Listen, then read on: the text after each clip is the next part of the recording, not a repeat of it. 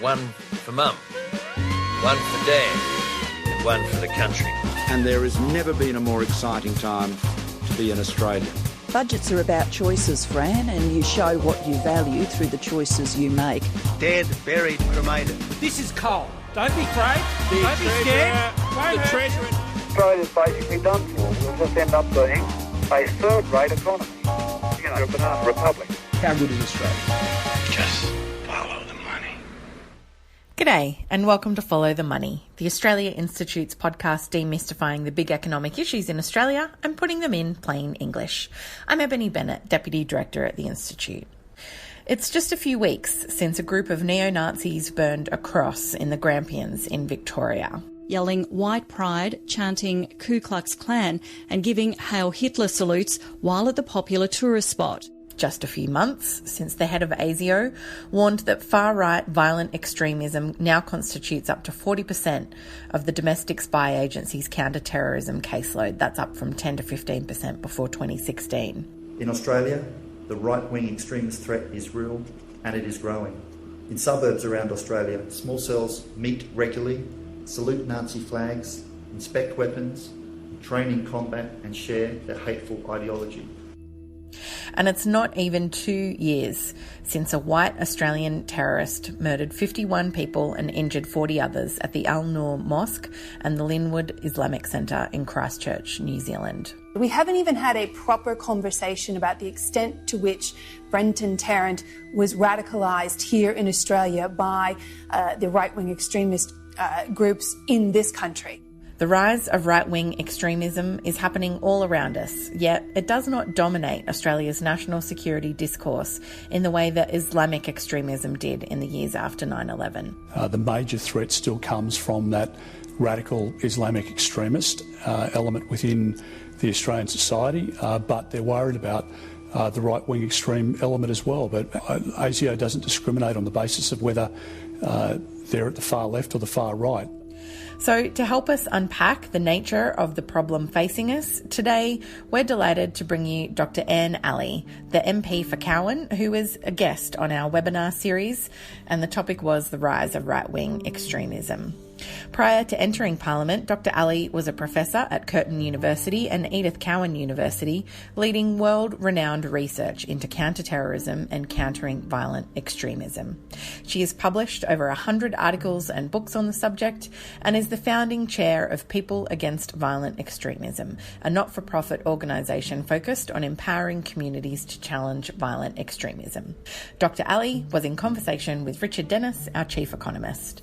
This was recorded live on Wednesday, the 10th of February 2021, and things may have changed since recording.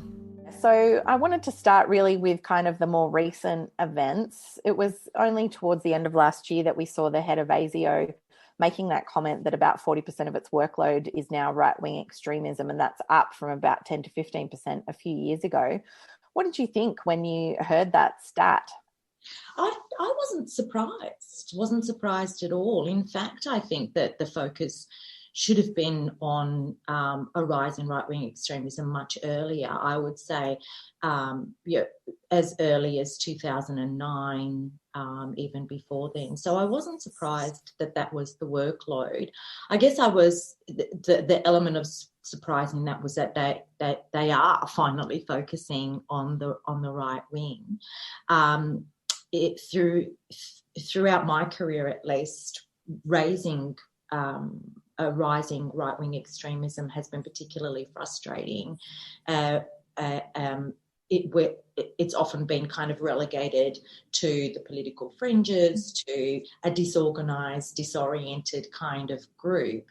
But the nature of contemporary terrorism is that it's not organised through a hierarchical base or Al-Qaeda type movement, that it is very diffuse, that it is about individuals who are loosely affiliated to organisations and to movements and who are inspired by other individuals and other what they perceive to be successful terrorist attacks. So I think that the focus on right wing was really essential if we're going to keep up with modern trends in terrorism. And so just before we get kind of too much more into it, for people who are unfamiliar with the topic, What do we mean by right-wing extremism? That's a really good question, because it is a very, very broad umbrella term. And the fact that it is a broad umbrella term, I think actually makes it quite difficult to pinpoint what we're talking about, but it also makes it difficult to really focus in on what we're actually trying to target, because you have people who associate themselves with being conservative or the right wing going, well, that's not me. And mainstream ideas, mainstream values that are considered to be right wing, and people who adhere to those values or identify with those values find it incredibly difficult to understand what right wing extremism is. But it is very much an umbrella term that encompasses a whole lot of and a broad range of beliefs and movements that are associated more with far-right political and social ideologies. And so within that broad category of right-wing terrorism sits white nationalism, neo-Nazism, eco-fascism, which is not to do with the environment, white separatism, ethnocentrism, patriot militia movements. Some scholars would also include Christian identity movements in there, anti-abortion extremism in there, and others argue that really when we talk about right-wing extremism, we differentiate between racist extremism and anti-government extremism. At its core, right-wing extremism or far-right extremism is all about anti-authoritarianism. There's an Aryan kind of white supremacist element in there. Some groups also are satanic. So the Order of Nine Angles, for example, is also satanic. And there's also within that misogynism and the incel, the involuntary celibate movement. Mm. So it's very, very broad and encompasses a whole range. Yeah, that's certainly a lot to unpack. And just when we were kind of catching up before this webinar started, you were saying that Australia's actually got a really long history with right-wing extremism. Can you just tell us a little bit more about that? Yeah, I might take you through that history quite quickly, though. You know, yeah. we'll have a quick thing. So even though we've had this kind of focus over the past couple of years, Australia does have a very long history. And if we go back to the 1920s and 30s, was when organised forms of right-wing terrorism really took hold in Australia. And they were mainly anti-communist and anti-unionist. They were also, in the 30s, they became fascists, national socialists, highly, highly anti-Semitic, and highly driven by Aryan ideals. In the 1940s, they then veered more towards patriotism and the idea or the ideal of a white Australia vision. And they had something called the Australia First movement. They adhered to a very strong anti-Semitic conspiracy theories. So we had a lot of stuff coming out in Australia, published in Australia, that was anti-Semitic. In the 60s and 70s, it was constant in Australia, though it remained kind of on the political fringes. In the 1980s, we had a surge in it, and that was mainly due to the Australian nationalist movement and National Action that were involved in attacks in Sydney, but also Jack Van Tongeren, who led National Action in Sydney, ran under that banner for the Senate in 1984, in the 1984 election. He got 1,077 votes for that. Didn't get in, thankfully. The Australian nationalist movement in the late 1980s in Perth, prior to that, was mainly involved in poster campaigns, anti-Asian propaganda, but in the late 1980s turned to violence, and there was a campaign of firebombing Chinese and Asian businesses. In the late 80s, 1990, Jack Van Tongeren, who was the leader, was arrested in connection with the murder of another A&M member who was suspected of being a police informant. After his release, he again ran under the Australian Nationalist Workers Union, ran for Parliament. One of the most interesting stories that I've come across, though, is I don't know if any of your listeners here are familiar with David Lane. David Lane is considered one of the most significant ideologues in the right-wing movement. He was an American who died in 2007 in a federal prison where he was serving a 190-year sentence for racketeering, conspiracy and violating the civil rights of a radio talk show host called Alan Berg, who was murdered in his driveway by Lane. Lane was the head of a group called The Order. It was listed as a terrorist organisation. He had also been involved in the Ku Klux Klan, but he's most known for coining the 14 words. And if you have a look at terrorist right-wing symbolism and some of the insignias that they have, 14 and 88 are two numbers that crop up. And the 14 in that refers to the 14 words coined by David Lane: we must secure the existence of our people and a future for white children. Now, in 2007, after he died, there was an idea that his ashes would be buried in a white homeland, and the Aryan women tried to raise money to build a shrine, but they didn't get enough money to build a shrine. So his ashes were separated into 14 little kind of pyramids and sent around the world to different countries. One of those countries is Australia.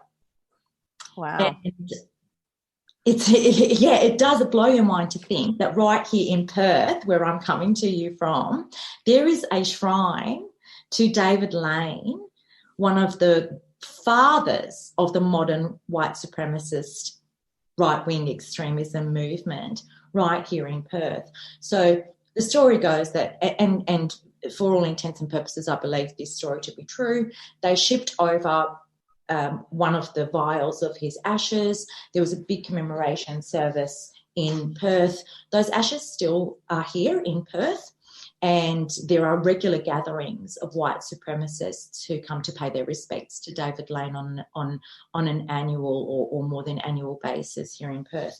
So that shows you the extent to which it has been in Australia. 2016, we had the arrest of Philip Galea, probably the first arrest of a kind of more of a right-wing terrorist under Australia's pretty broad suite of terrorism laws. Prior to that, there had not been really an arrest of right-wing terrorists for terrorism charges. Even Jack Van Tongeren wasn't charged with terrorism. 2 members of Combat 18 who shot Perth Mosque here were not arrested for terrorism.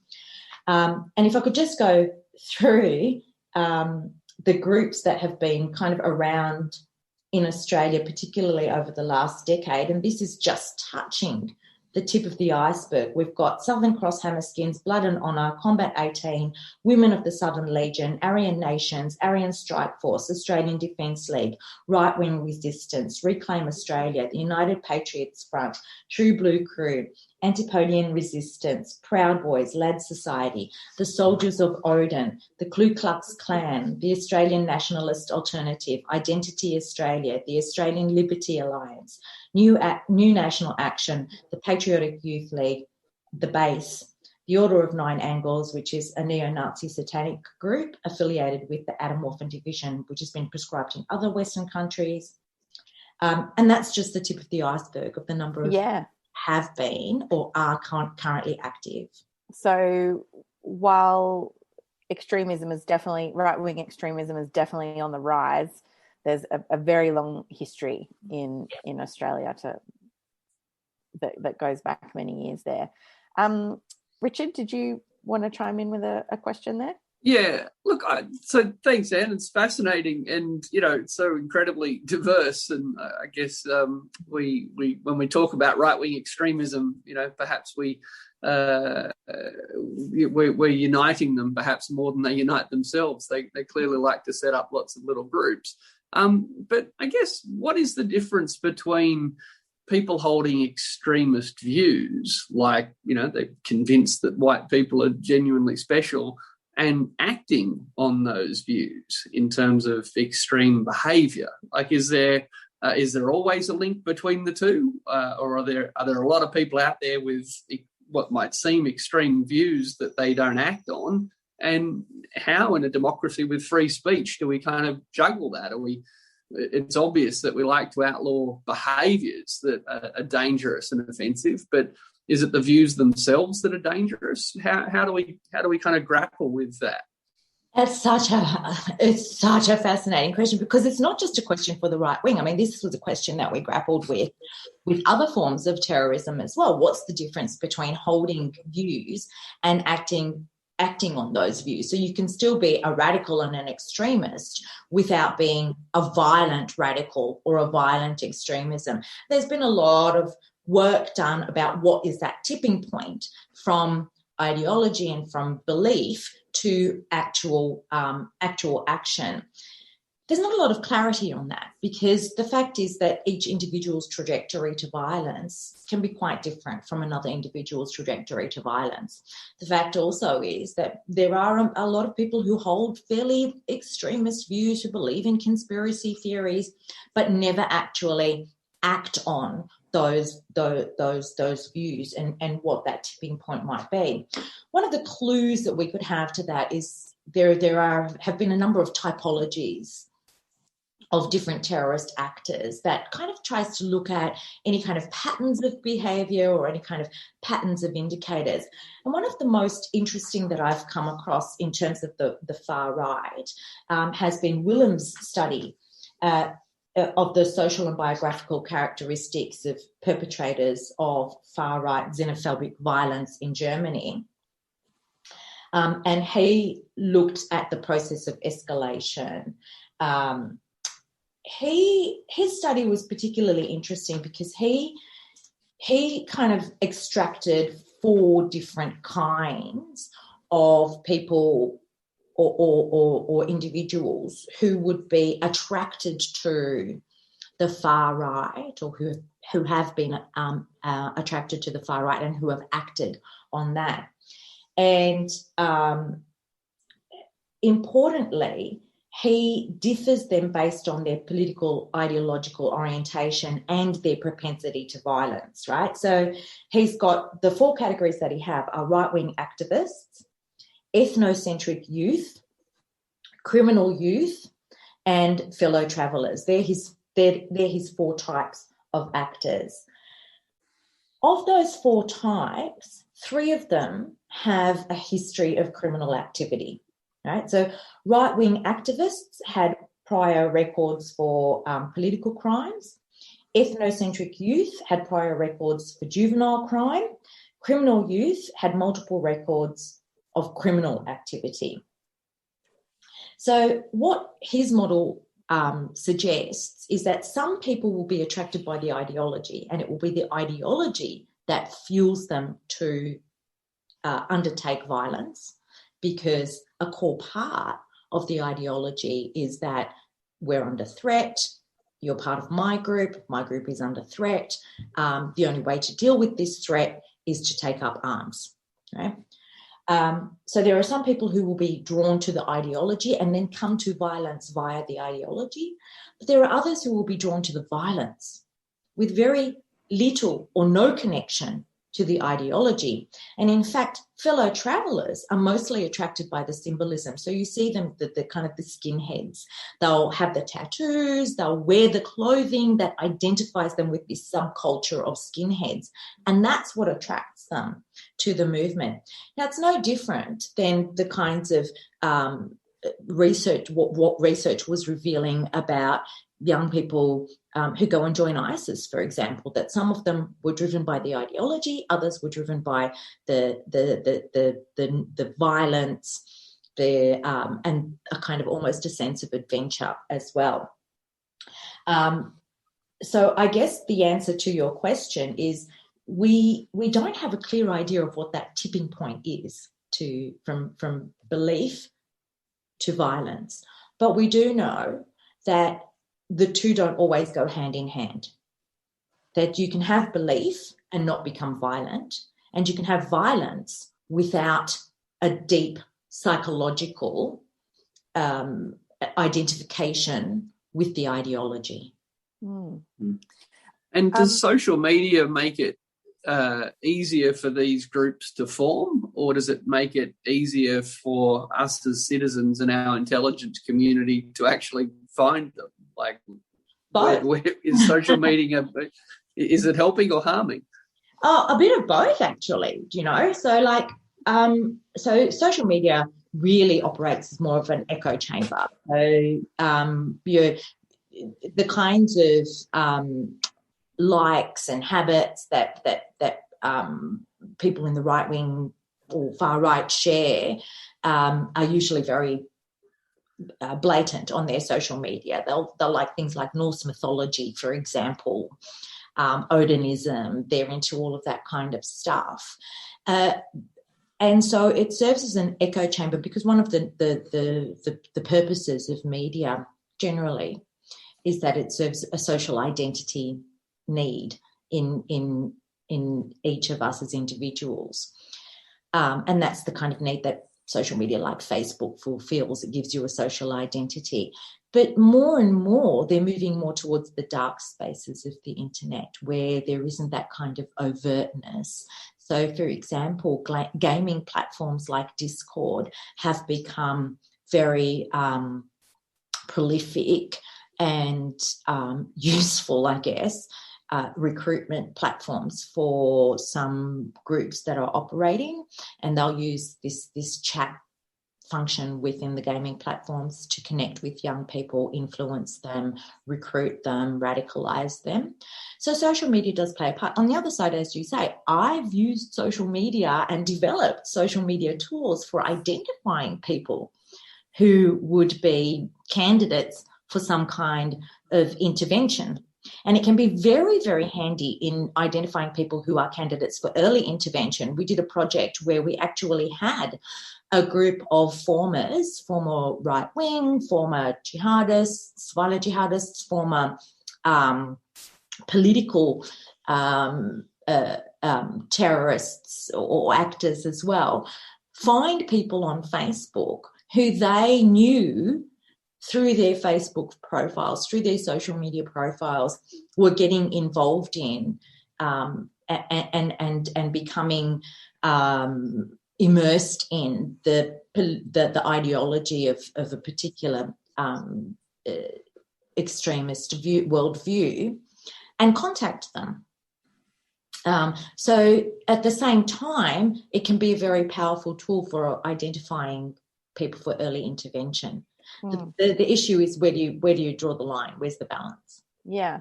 I did note the New Zealand Royal Commission into the Christchurch massacre really showed that perpetrator was radicalised through Facebook and YouTube primarily, which is, we all think of those as being quite benign, but actually, they seem to have played a big role there. But coming to Christchurch, it seemed to me that there was no real reckoning in Australia with the fact that was an Australian terrorist, and it kind of really dropped out of the national discourse quite quickly. Do you think we've really reckoned with the fact that terrorist was born and bred and radicalised in Australia? And are we doing enough? We've talked about ASIO, but it seems to me there's not really a big national discourse around this type of problem and what we're going to do to tackle it. No, you're absolutely right, Ebony. I think we haven't reckoned with the fact that he was Australian. I mean, the whole, he's not one of us, But let's be honest and frank that when it is a violent jihadist, Muslim communities were asked to own that individual, to say, he is one of us and we need to reckon with that. Now, I get it because we've been in that situation. I'm, as a member of Muslim communities, I've been in that situation where you have to go, oh my gosh, and turn the mirror on yourself. It's an incredibly difficult thing to do. It is incredibly difficult to turn the mirror on yourself and say, could he be one of us? Could there be something that we have done, something in our values, in the way that we communicate those values that could have contributed to this. I don't think we've gotten to that point here in Australia. In terms of what could be done, what I find really interesting, in terrorism studies, we talk about something called domino theory.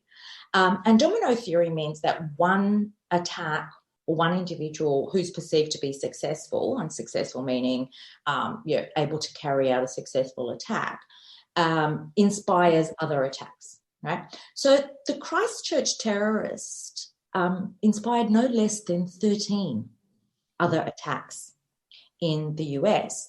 And what I've been noticing, I've had to do more research on this, but from a kind of like at a kind of a first look kind of level, domino theory seems to be a lot more prominent with the far right than it has with, for example, ISIS and Al-Qaeda, who had a very hierarchical structure where there was, one leader, whereas with far right groups, it's all kind of, it's more individual based, it's more, based on manifestos, and the manifestos are used to inspire further attacks.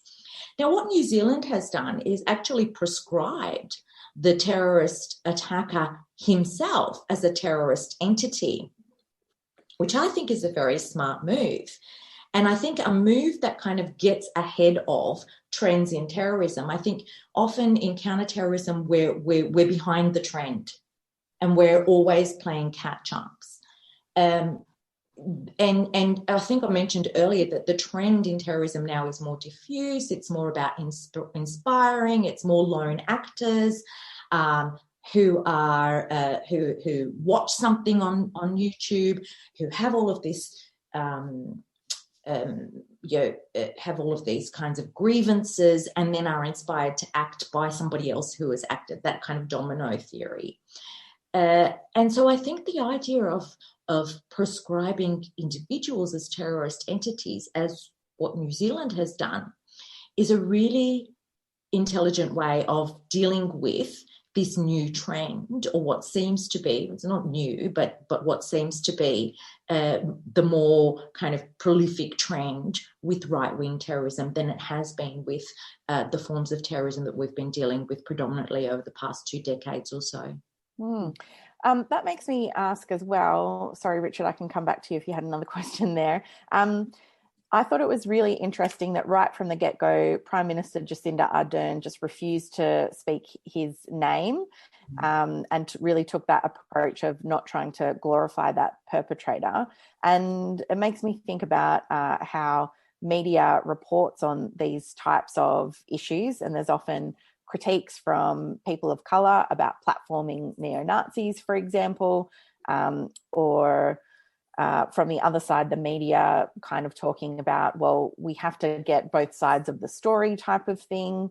What are the things that media needs to think about in terms of responsibly reporting on right-wing extremism, considering that inspiration is one of the main objectives? I think one of the first, we have a history in the Australian media with, stereotyping. Australian media, if we go back, way back to the 1800s, before we had like mainstream media, the popular novel in Australia was the invasion narrative, which was like, we're going to be swamped by Asians. And so throughout history, our media has kind of been complicit in this idea that, we're in Asia, but we're not Asian, and that we're going to be swamped by hordes of people flooding our shores. And they've done it in like tacit ways, with stereotypes and so on. So there's a primed audience for this kind of stuff here in Australia, and it's been primed that way over decades and decades of mainstream media building this kind of or mainstreaming and normalising a certain level of xenophobia in Australia. In terms of reporting attacks. You know, I often hear when there is an attack, it's often called the gunman, you know, instead of the terrorist. So there's a lot to be said about naming them as terrorists, labeling them as terrorists.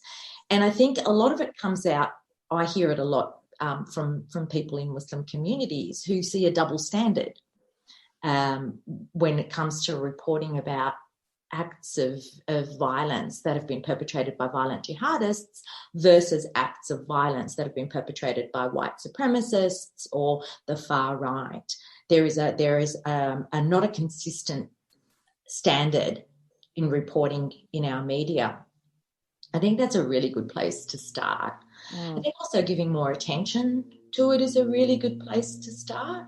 But underlying all of that is coming back to this whole idea of let's turn the mirror on ourselves, and let's have a look at what it is in terms of what we espouse as values in our history, in our the dark parts of our history that is now kind of giving rise to and has for many years normalized some of these values and some of these ideals that are being adopted by violent movements. We might go now to questions from the audience. We've got about 1,200 people on the line with us today, so we're not going to get to everyone's questions, I'm sorry, but thank you so much again for joining us. The first question I'm going to ask is from Christine Aegis. She says, Anne, to what extent do you see far-right ideas and discourses in mainstream politics? Would you say these ideas have become appropriated or used by politicians more so recently? Thank you, Irene. Irene, was it? Christine, sorry. Yes, definitely they are in our political discourse, and they have been for a long time. As I've said, the Australian nationalist movement tried to gain a Senate seat. Pauline Hanson, Fraser Anning, these are people who stood in our parliament and talked about Asian invasion. These are people who stood in our parliament and espoused the very ideals that people in these far-right groups are core to their belief system.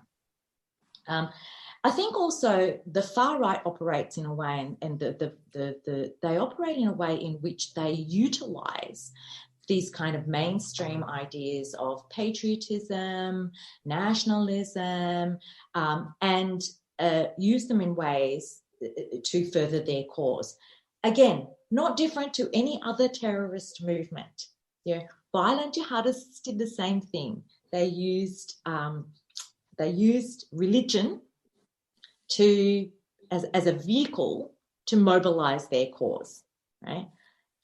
And these guys use these values of patriotism, these values of nationalism, these values of national pride to mobilise their cause as well. So you have your average mum and dad who sit there and go, well, what's wrong with being proud of your country? What's wrong with being a patriot? Because it has become so normalised, because they're using those mainstream ideas to capture the attention of a wider population. And yes, it has been in our political discourse for some time now. And it's not just those fringe groups. It's not just those smaller political parties. There are members of larger political parties who also espouse some of those views. I mean, you only have to look at Alex Hawke denying the advice that came from our security agencies with regard to the right wing being an increasing threat in Australia. It should not be political. If I recall, Peter Dutton immediately equated right-wing extremism with left-wing. Exactly. It should not be political. And though it's called right-wing, really in its essence, it's not about left and right politics. It's not about left and right politics, because the right wing are anti-authoritarian, right? So they don't want you either. So, we really need to get over this, you're in the left, so you support this, or you're in the right, you support that. It really needs to be bipartisan in its approach. And unfortunately, we're coming up against a few challenges in that regard.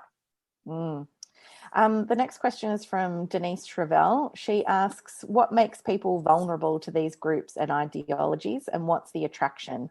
And do they seem to gather pace during times of uncertainty? Which reminds me, actually, the siege of the US Capitol, that seemed to be just very disparate groups. You know, your QAnon conspiracy theorists, the Proud Boys, white supremacists. There was like lots of different people in there.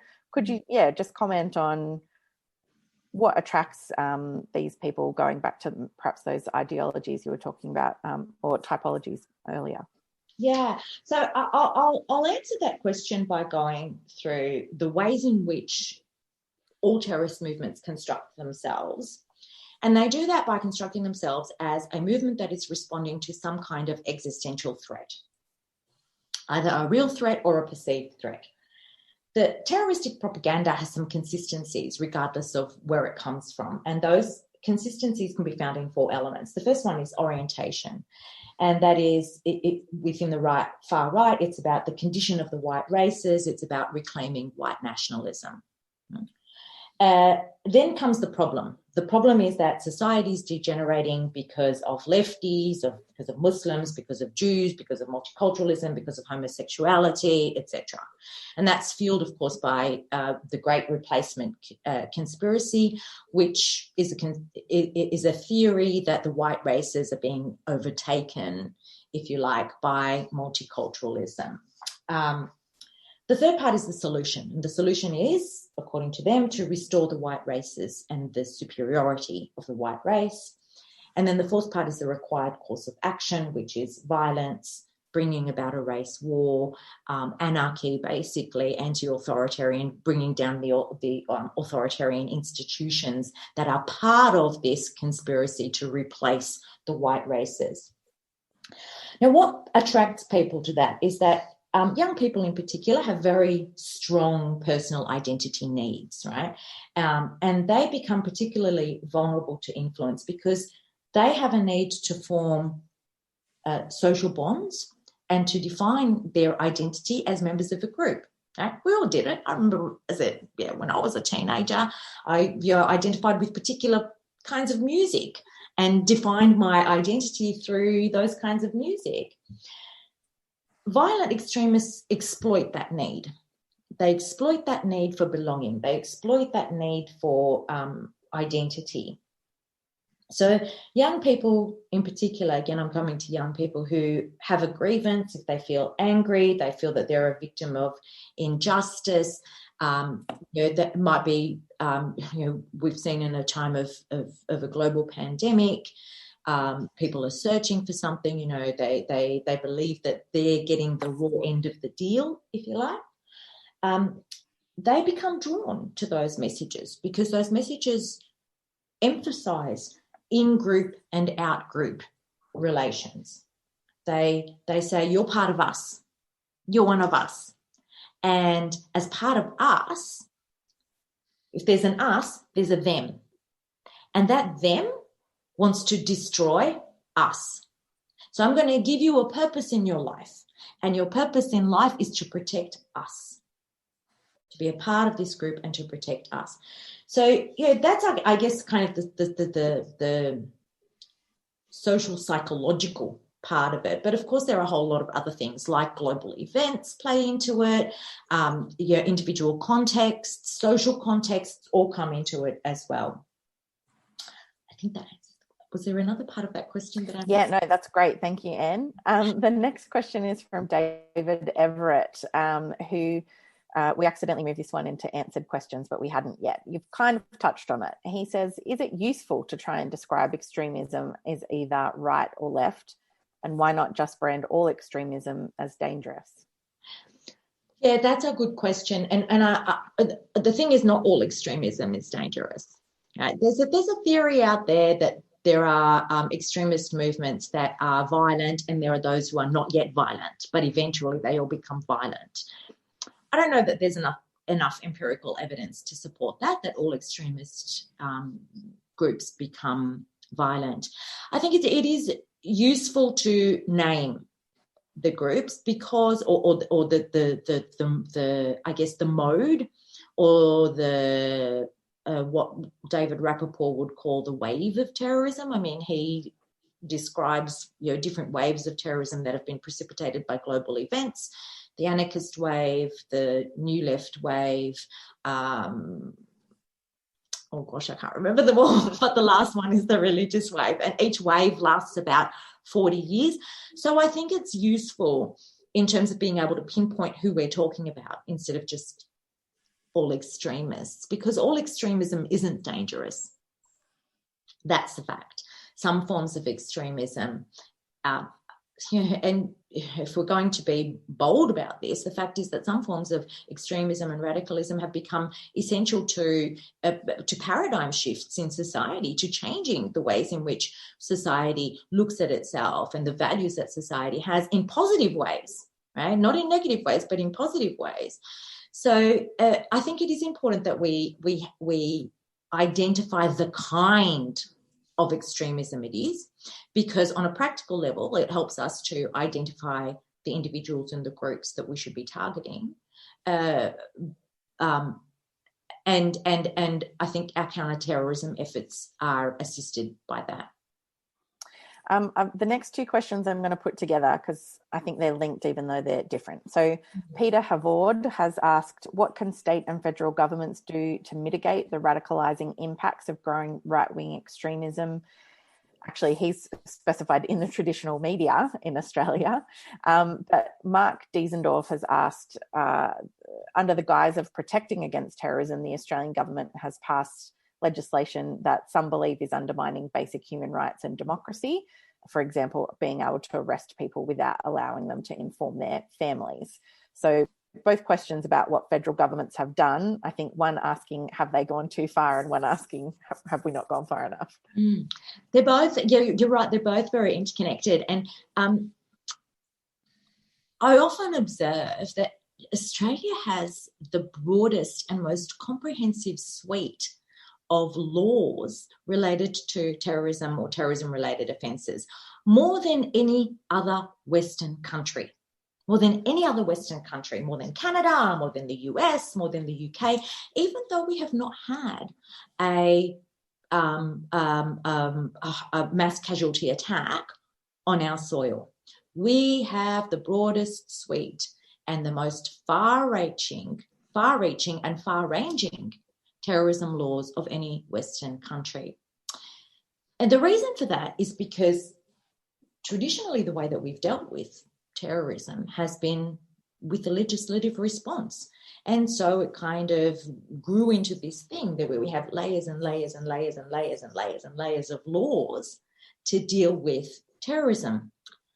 What we haven't done equally comprehensively has been to really look at how terrorism, extremism, violent extremism in all its forms is a battle for hearts and minds. Okay? And laws don't change hearts and minds. If that was the case, laws that against murder means there would be no murders, right? Laws don't change behaviour. Laws don't change hearts and minds. So we've kind of neglected this aspect, which I think is a central and should be a centrepiece of our counter-terrorism efforts. We've left that part to civil society, and a civil society that has not been well equipped with dealing with forms of extremism in the way that civil society in parts of Europe have been really well equipped with dealing with forms of terrorism. I mean, in Europe, you have the Radicalisation Awareness Network, which is hugely funded, and this huge network across all different European countries to deal with radicalisation.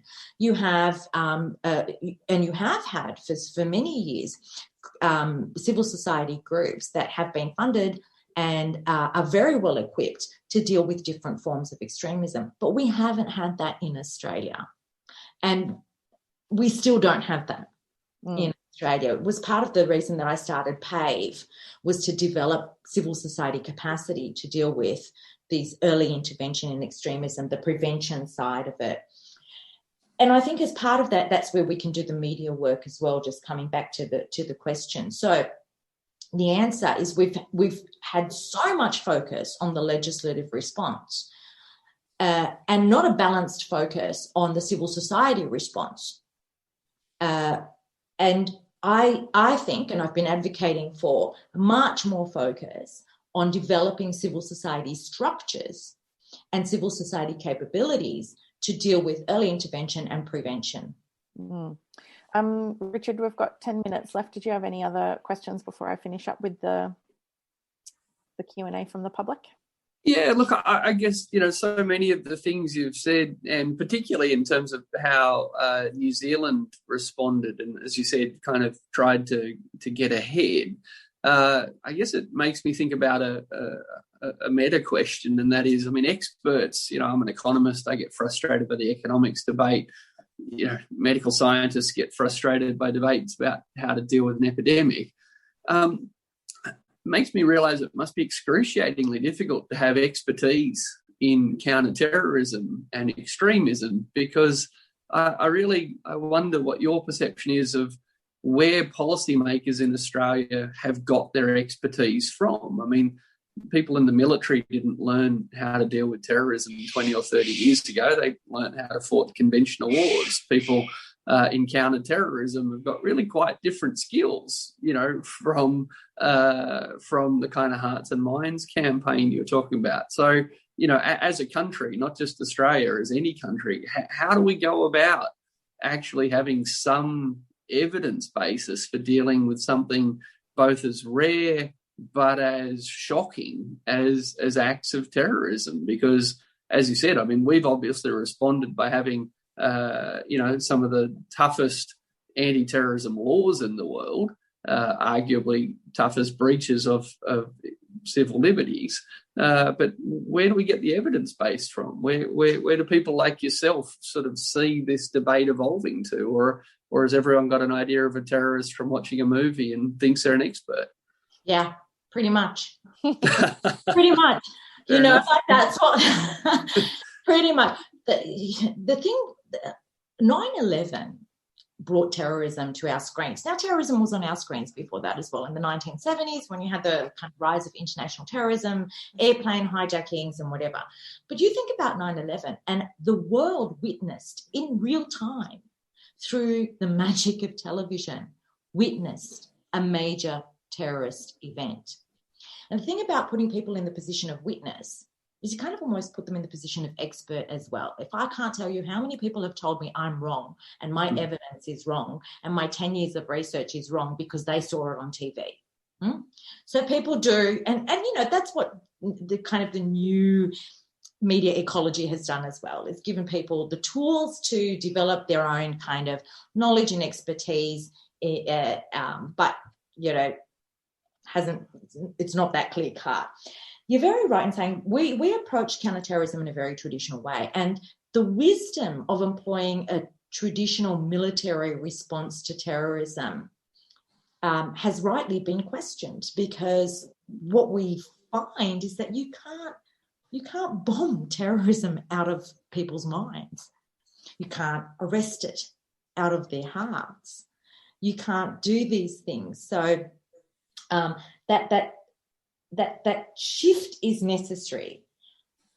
In terms of the level of expertise that we have in Australia, I think we need to build that level of expertise. We have a really great generation of young people coming up who are studying counterterrorism, who are developing some expertise in it. We still lack expertise in the cyber elements of it, and cyber-enabled terrorism in particular, where digital technologies are used to do everything from influence, recruit, raise funds for acts of terrorism. I think we need a lot more international cooperation. This is not an issue that Australia is facing on its own.